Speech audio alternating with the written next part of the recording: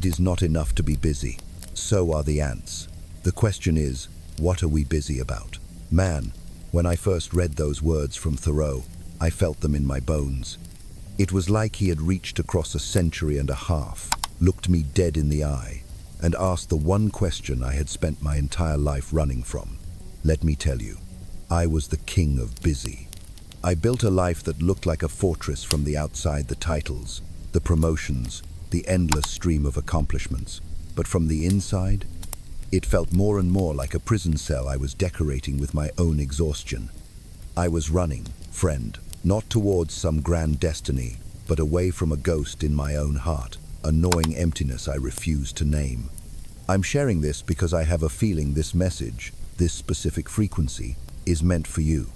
If these words are making something inside of you stir, if you feel that familiar ache of a soul that knows there has to be more, then your awakening is no longer knocking. It's here. I want you to know you're not going crazy, and you're definitely not alone.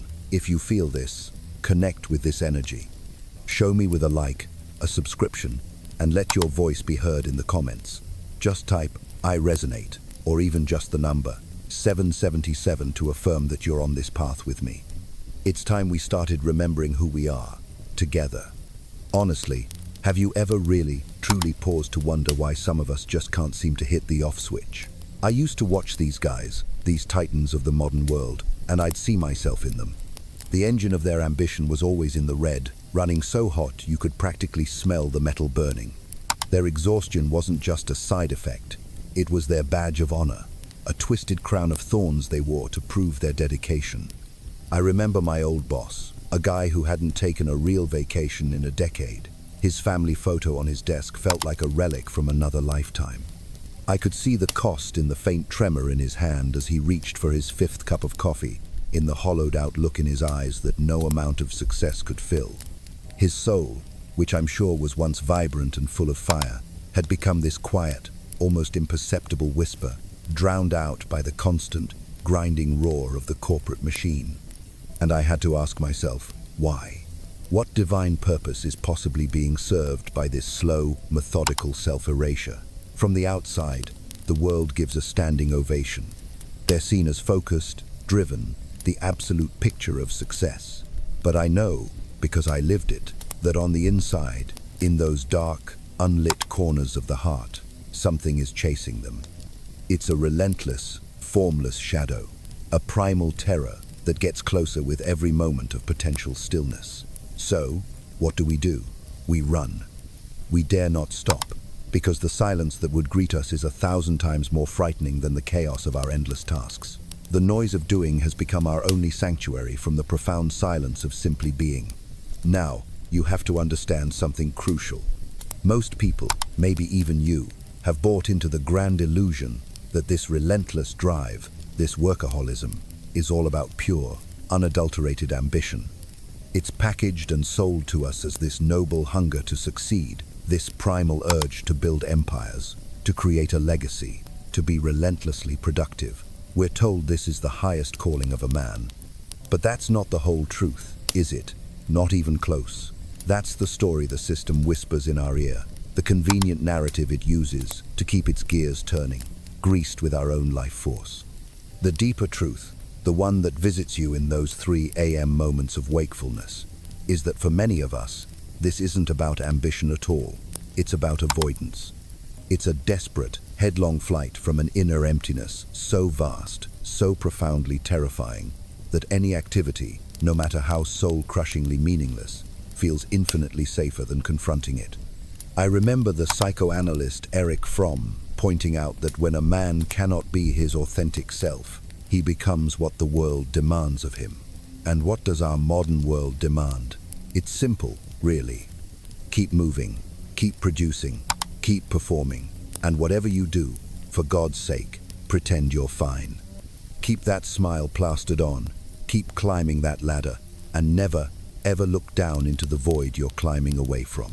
This addiction to usefulness is the great, unspoken plague of our time. It's not a craving for a substance you can hold, but an addiction to a state of being. It's a deep, insatiable addiction to external validation, that fleeting, hollow high that comes from a completed task, a met deadline, a nod of approval from someone in a suit. It's the addiction to being the guy, the reliable one, the man who can handle anything you throw at him. But what if I told you a secret I had to learn the hard way? Beneath the polished, impenetrable spiritual armor of every workaholic, there is a sacred wound. Beneath that carefully constructed facade of strength, there is a scared inner child, an abandoned piece of your own soul, who is terrified, absolutely terrified of being forgotten, of being deemed worthless and cast aside. I now see that those long hours, that constant, buzzing anxiety from an overflowing inbox, the never-ending stream of tasks, those were not the actions of a man in control. They were the desperate, primal screams of a soul crying out, "I matter, please, just see that I matter, don't let me disappear." This is the core fear that fuels the ceaseless fire of your activity, a fire that is slowly but surely consuming your very life force. And that fear, my friend, that deep, existential dread, doesn't come from laziness or a weak character. Quite the opposite. It is born from a place of profound, often ancient pain. It's a pain that teaches you from a very young age a dangerous and seductive lie, that your worth is not inherent. It's a pain that whispers that your value is conditional, that it's inextricably tied to your output, to your performance, to what you can do for other people. This is the programming that tells you that stillness equals failure, and that silence is the most dangerous territory of all, because in that silence, the terrifying truth of your own perceived inadequacy might finally catch up to you. But what if I told you that silence isn't the enemy? What if that sacred stillness is the only temple where your higher self, your true divine essence, can finally get a word in edgewise? What if the very thing you've been running from your entire life holds the master key to the liberation your soul so deeply craves? This is the central paradox of your journey. The man who never stops, the one who looks like a pillar of strength, is often the one who has completely forgotten how to be truly strong, because he has forgotten the sacred act of grieving. Think about it for a second. Grieving isn't just for the loss of a person. My God, we have so much more to grieve.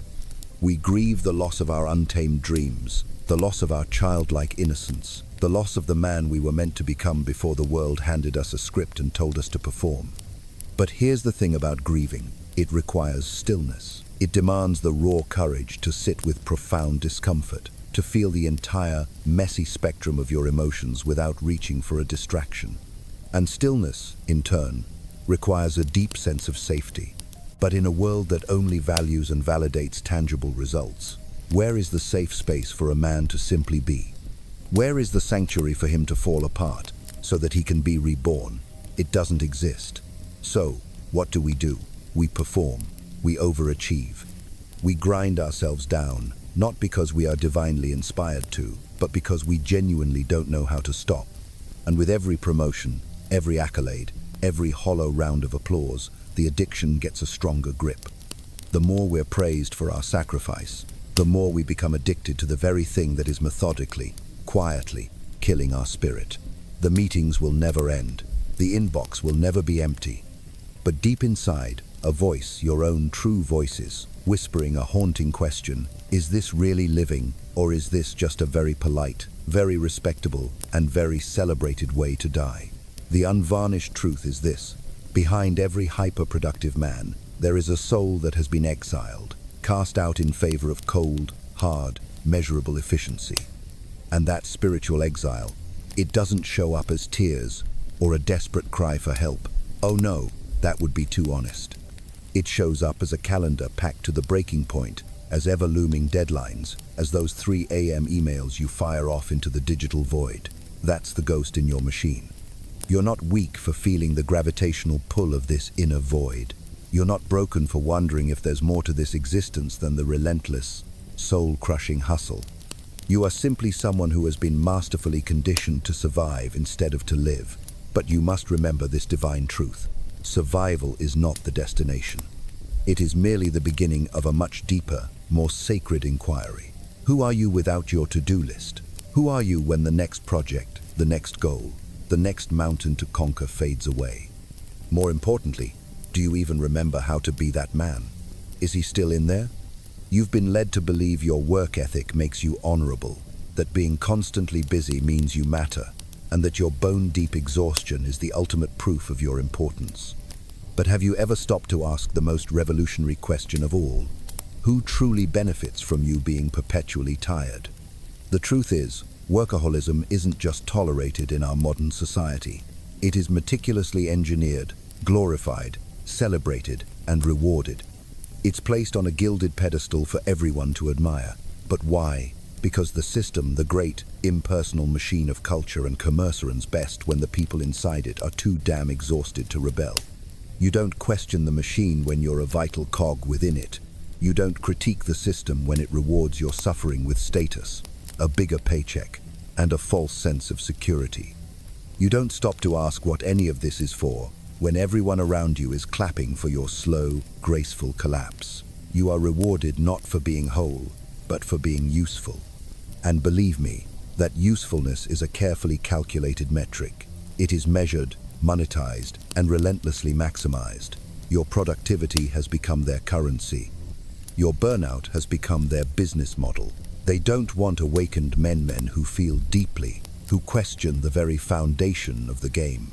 They want busy men who mistake motion for meaning, progress for purpose, and a slavish loyalty to the system for love of the self. As long as you keep producing, the system deems you a success, no matter how much of your authentic self you've had to sacrifice along the way. Erich Fromm was right when he wrote, "Modern man is an automaton. He lives by illusions, works like a machine, and calls it freedom. You wake up, you grind, you scroll, you sleep, and then you repeat the cycle. Not because you are free, my friend, but because you have been trained. You've been trained to confuse being needed with being seen. You've been trained to call your inner numbness discipline. You've been trained to wear your spiritual and physical depletion like it's a medal of honor. They have masterfully rebranded your suffering into a virtue, and you believe them because the alternative facing the raw, untamed wilderness of your own inner emptiness is just too terrifying to contemplate. You didn't choose this life because it fulfilled a deep spiritual calling. You chased it because it was a fantastic distraction. But what was it distracting you from? From your own inner silence. From your forgotten, authentic self. From the question you buried so long ago it has become a fossil in your soul. What am I really doing this for? I know you believe you don't have time to ask that question now. You've got deadlines, meetings, 100 emails screaming for your attention. But can't you see you are trapped in a cycle that inherently punishes stillness? It has to, because stillness creates awareness, and awareness creates rebellion, and rebellion is very, very bad for business. So, instead, you just keep going. You become the perfect worker, the obedient engine. You're efficient, you're replaceable, and you are silent. You can't even remember what it's like to be fully, vibrantly alive, because you've been so damn busy being useful. And slowly, without ever consciously making the choice, you traded your raw, beautiful humanity for productivity. You traded your deep, soul-stirring questions for mundane tasks. You traded your truth for deadlines. They sold you the insidious, poisonous idea that staying busy makes you a good man. But what if busyness is just a more polite, a more socially acceptable form of control? You don't need chains when you have career goals. You don't need a prison when you have promotions. You don't need a leash when you have so thoroughly internalized the system that you have become your own warden. That is how deep the conditioning runs. You police yourself, you burn yourself out, and you even thank them for the privilege. You thank them because they gave you a title, a paycheck, a pat on the back, a place to belong, even if it's slowly, quietly, killing you from the inside out. You really think you chose this life. But what if this life was chosen for you? What if your addiction to work wasn't a personal flaw, but a societal design? A brilliant design that keeps you moving too fast to remember who you used to be, or more importantly, who you were divinely meant to become. Because when men stop, when we pause and truly reflect, we become dangerous to the status quo. When men ask real, soul-deep questions, the whole illusion starts to crack. But when we're busy, we're compliant, we're exhausted, we're powerless. We don't start revolutions, we don't write poetry, We don't dream of new worlds. We just survive, and we call it responsibility. So I ask you again, ask yourself with radical, gut-wrenching honesty, when did always being available become your entire identity? When did never resting become a badge of honor instead of a glaring, flashing warning sign? When did your calendar become your confession booth, where every single meeting was a prayer to a God you stopped believing in a long, long time ago? You were not born to serve a schedule. You were born to serve something sacred and wild within your own heart. And until you reclaim that divine truth, they will keep calling your addiction ambition, and you will keep calling your numbness success. But beneath all that external noise, there is still a voice, your true voice, whispering, "This is not it. This was never it." They told you that hard work was noble. They said that purpose is found in productivity. But they never warned you what happens when usefulness becomes your only reason for being. You see, you're not afraid of failure. You're afraid of becoming invisible. You're not terrified of falling short. You're terrified of not being needed anymore. Somewhere along the way, your worth was tied to your usefulness. Your identity became your performance, and your very presence in this world became conditional. So you kept producing, kept fixing, kept proving, hoping that someone, somewhere, would finally look at you and say, "You are enough," even when you are not doing anything. But that praise, the kind your soul truly craves, can never come from the outside. It's an inside job. It has to be, because this system, by its very nature, doesn't know how to love a man who doesn't produce something for it. You don't work because you're passionate. You work because you're afraid of what will rise up when the noise finally stops. You fear stillness, because stillness exposes the truth, that your sense of value is not internal. It is rented from whoever benefits most from your endless, draining output. You tell yourself you're ambitious, but what if you're just scared? Scared that if you stop delivering, stop grinding, stop producing, you'll vanish like a ghost that no one has time for. And so, your work becomes more than just a routine. It becomes a ritual.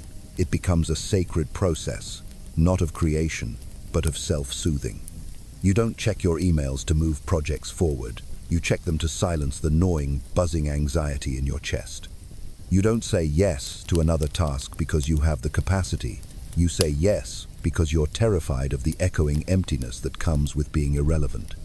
Every single task, every deadline, every reply is just another shield you raise against the question you don't dare to ask yourself in the mirror. If I am not useful, am I still worthy?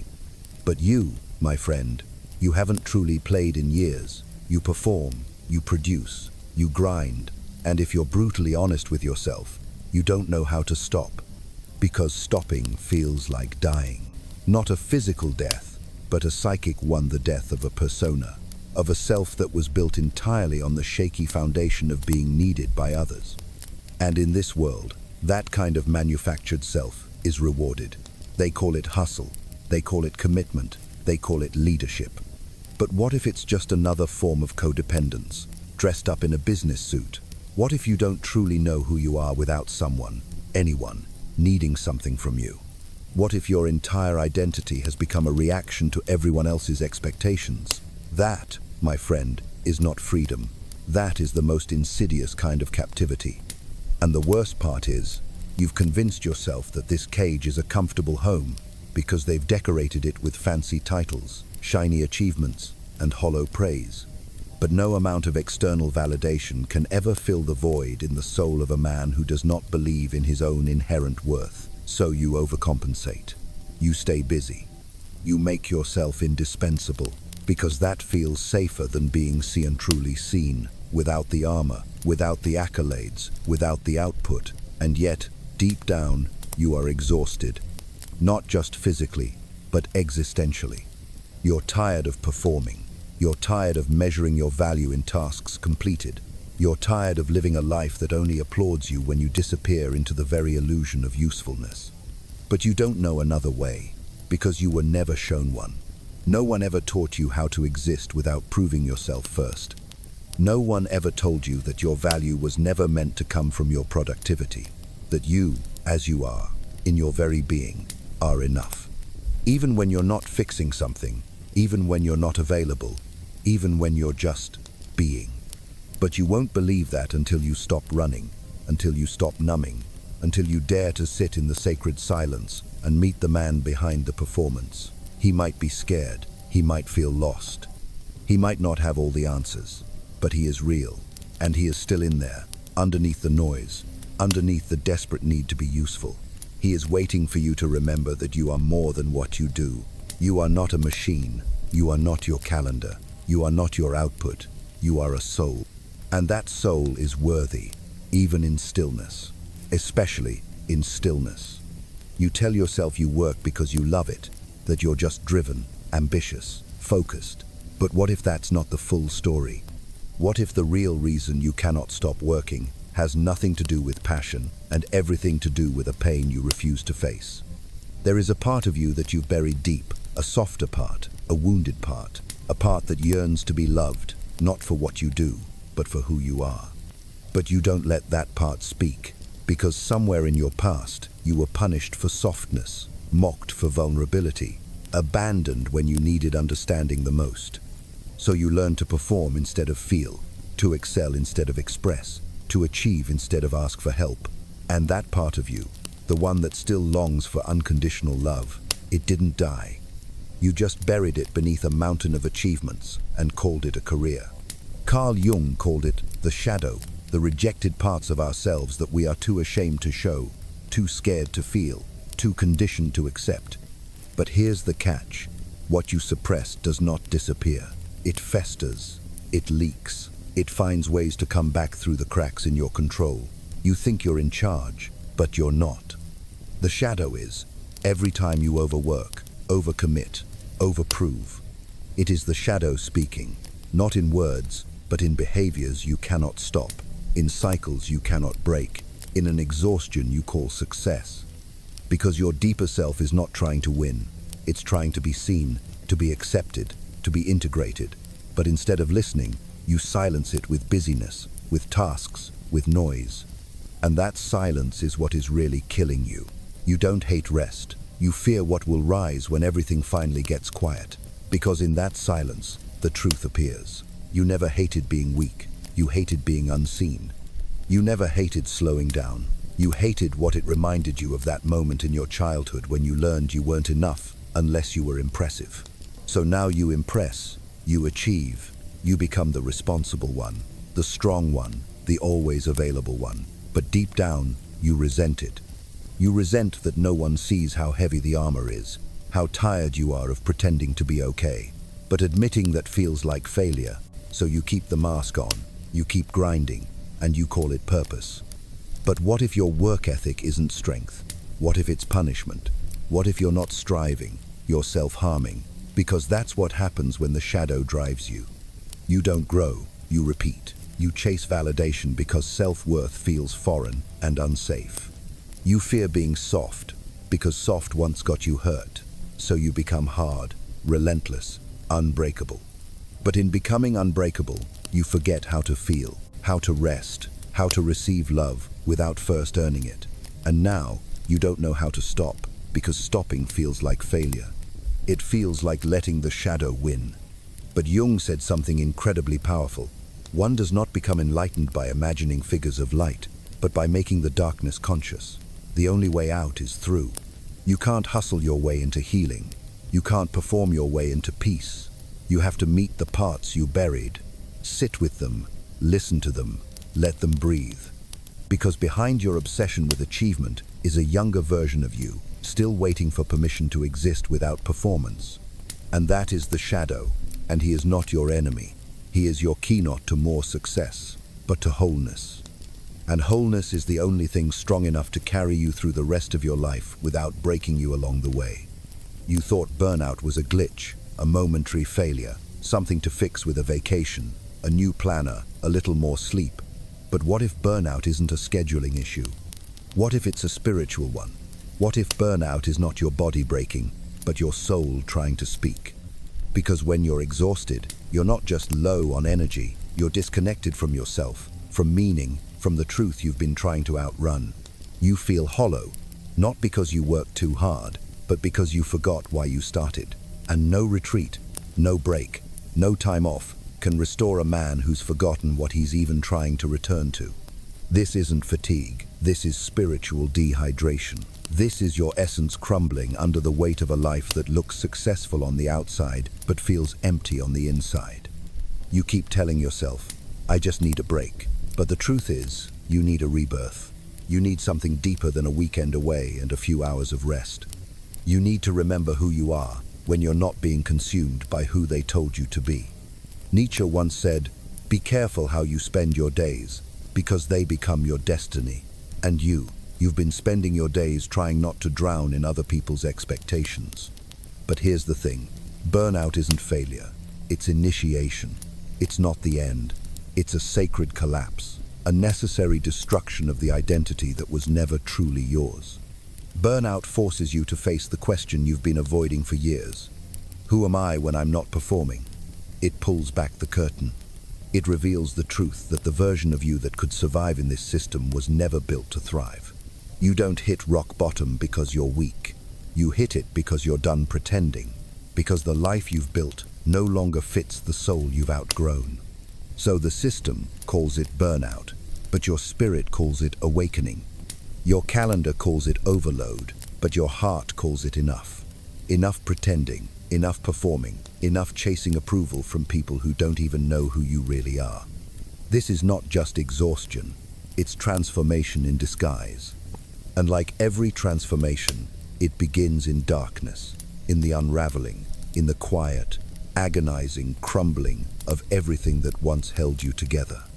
But here's the truth, nothing real can be destroyed. Only the false self burns, only the version of you that lived on fear, praise, and pressure melts away.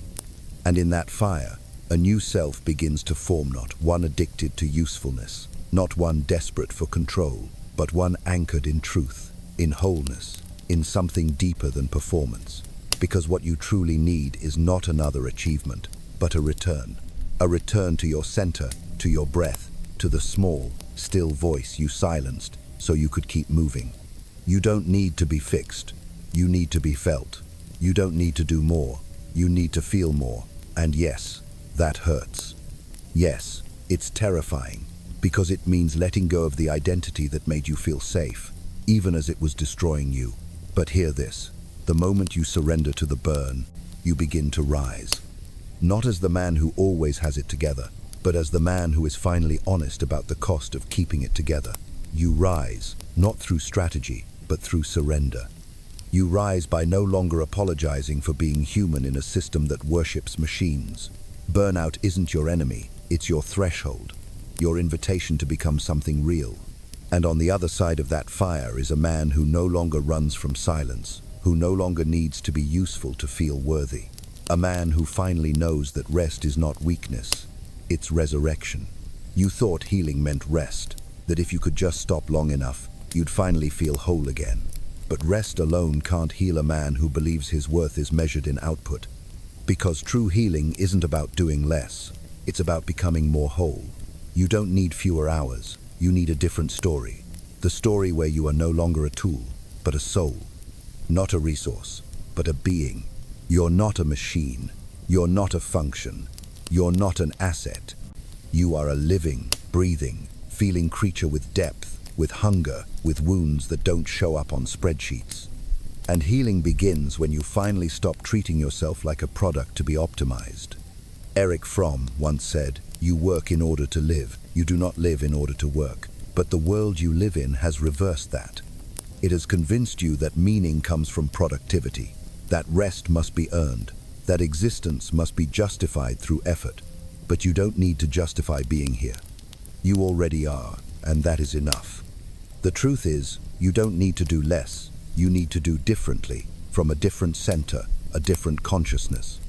You need to move, not from fear, not from pressure, but from presence, from fullness, not from emptiness. You need to build a life where your actions reflect who you truly are, not who the world trained you to be. That's not laziness, that's liberation. That's not stepping back, that's stepping inward. Because freedom isn't about time off, it's about letting go of the belief that you are only valuable when you perform. When you release that belief, everything changes. You begin to choose differently, speak differently, work differently. Not to impress, but to express.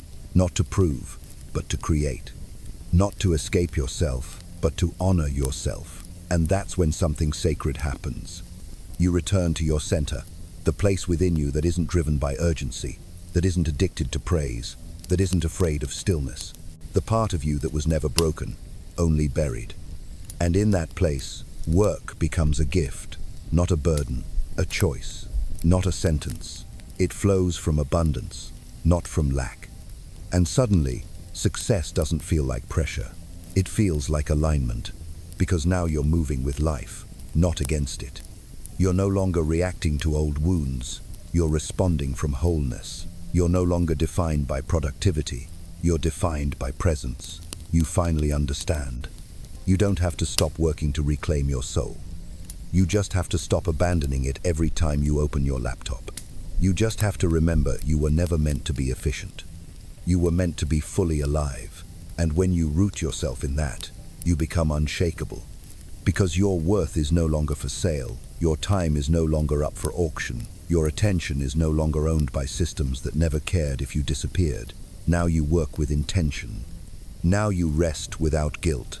Now you live, not to be useful, but to be true. And that, more than anything, is the real definition of freedom.